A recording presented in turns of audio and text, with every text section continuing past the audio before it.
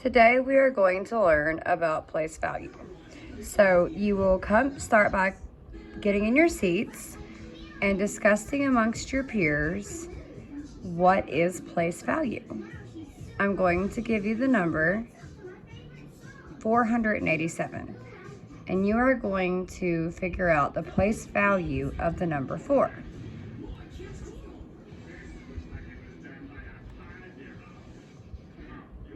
Now, as you're discussing this with your friends, I want you to look at the number and think.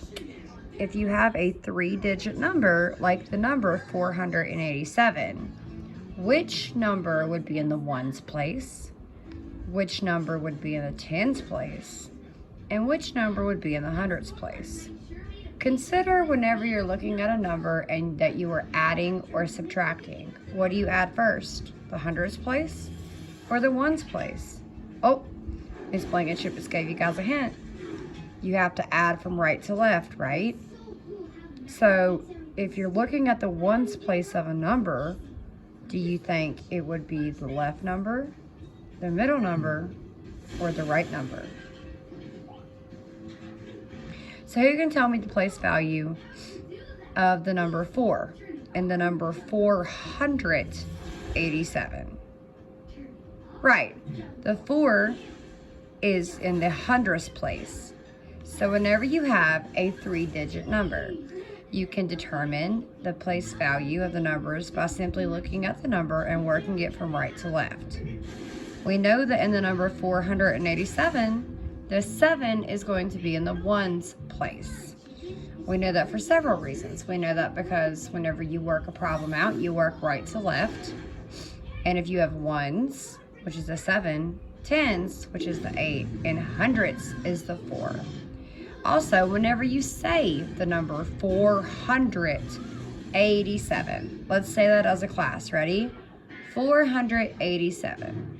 We know that the 4 is obviously in the hundreds place because we don't say 4 tens 87 or 4 ones 87. We say 4 hundredths and 87, right?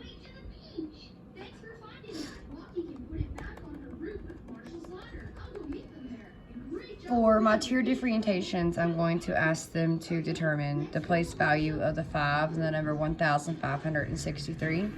Tier 2, they will determine the place value of the 2 and 427. And Tier 3 students will determine the place value of the 1 and the number 341. Obviously, I won't teach that, but I just wanted to explain my differentiations. For my direct instruction, I have wrote down 3 numbers on the smartboard. The numbers are 270, 371, and 348. So the 0, let's look at the number 270, class.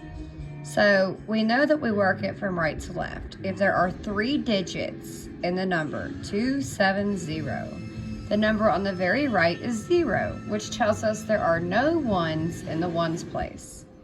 Now let's look at the middle number, the 7. We know that the 7 is in the tens place. Let's put our finger over the 2. So now we just have the number 70.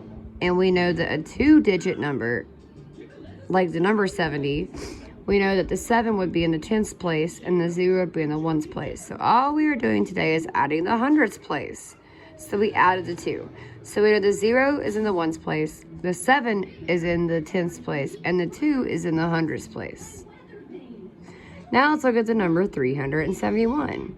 So if we cover up the 37, we just have the number 1.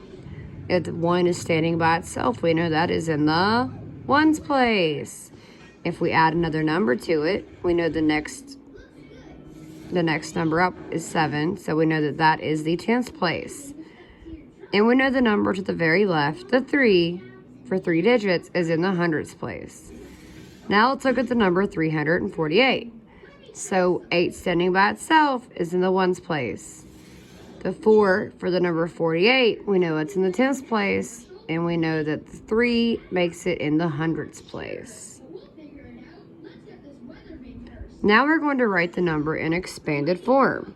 If we have the number 430, so we know that we have 0 ones, 3 tens, and 4 hundreds, right? All right, let's write that down in expanded form. So in expanded form number, you would have your hundredths place, your tenths place, and your ones, right? And the number that we have is 430. So we know the 4 is going to go in the hundredths, the 3 is going to go in the tenths, and the 0 is going to go in the ones place. So in expanded form, that would look like 4 hundredths, 3 tenths, and 0 ones. Now, for your guided practice, we are going to use flip charts and counting cutties. Now, I know we've used them before, but I want to go ahead and reiterate how to use this. So the green straws are going to represent the ones. So if you have a number and you have 9 ones, you are going to take 9 green straws and wrap them up in a rubber band. And then you are going to place them in the slot that says ones. The red straws will represent the tens. So if you have a number 456, you will take 5 red straws, put a rubber band around them, and put them under the slot that says tenths. The purple straws represent 100. So in the number 456, you would use 4 purple straws, put a rubber band around them, and put them in the 100th slot of the counting cutty. So now I am going to group you guys by groups of 4, and you are going to have 4 numbers at each group. You will take turns using the color code straws and placing them in with the right amount in the correct slot. You will have 15 minutes to do this. If you need my help, please raise your hand and I will gladly help. Now that you are done, I would like you to go back to your seat. Now, I want you guys to get out a pencil and a sheet of paper. If we need to get our cheat boards out, we absolutely will, because this is an assignment you guys are going to do on your own. Now write your name at the very top and the date. And please number your paper 1 through 10.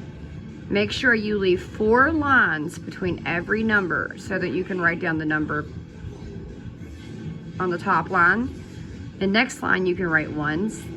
The next line under it write tens. And the next line you can write 100. Once you are done, please raise your hand. Thank you. I am going to use my flip chart to give you guys a number. Fast forwarding, these are the 10 numbers that they would be given. They would write all these numbers down. Underneath every number, they would have a ones, tens, and hundreds place. And they're just going to simply write down the number beside each word and tell me which number is in the ones, which number is in the tens, and which numbers is in the hundreds place. Then I will be collecting this as part of their summative assessment, and I will also use formative assessment through observation and questioning during the guided practice activity we do together with the counting cutty. For my conclusion activity, students will be turning in their independent practice and an exit slip. The exit slip is they are to come up with 3 three-digit numbers and provide me with a place value of each digit. They will also have 2 questions on the board. The board will say, what is the value of the number to the very right, and what is the place value of the middle number in a 3-digit number?